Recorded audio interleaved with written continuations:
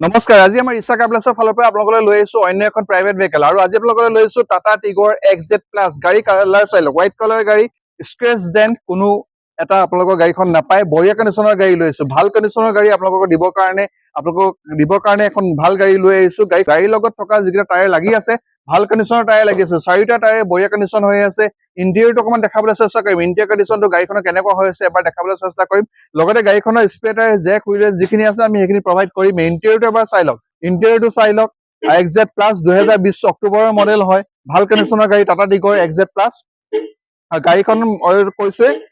মডেলটো হৈছে 2020 অক্টোবৰৰ আৰু গাড়ীখনৰ আমি আস্কিং প্ৰাইচটো ৰাখিছো অনলি 460 ওপৰত আমি নেগোচিয়েচন কৰি দিম নেগোচিয়েচন আমি অন টেবল ডিসকাশন কৰিম কিমান কৰিব পাৰো যিমান পাৰে আমি চেষ্টা কৰিম নেগোচিয়েচন কৰি আপোনালোকক গাড়ীখন দিবৰ কাৰণে ভাল আৰু যদি আপোনালোকে ৰিফাইনেন্সৰ গাড়ীখন ল'ব বিচাৰিছে ৰিফাইনেন্স ফেচিলিটি আমি প্ৰভাইড কৰিম লগতে যদি আপোনালোকে কিবা এক্সচেঞ্জ কৰিব বিচাৰিছে পুৰণা গাড়ী এক্সচেঞ্জ ফেচিলিটিও আছে মাত্ৰ আপোনালোকে আহক ৰিক্সা কাৰ্বলাছ যোৰহাট মালনী ঢেকগা ৰোড আপোনালোকৰ স্ক্ৰিনত কন্টাক্ট নাম্বাৰ দিয়া আছে আপোনালোকে যোগাযোগ কৰিব পাৰে থ্যাংক ইউ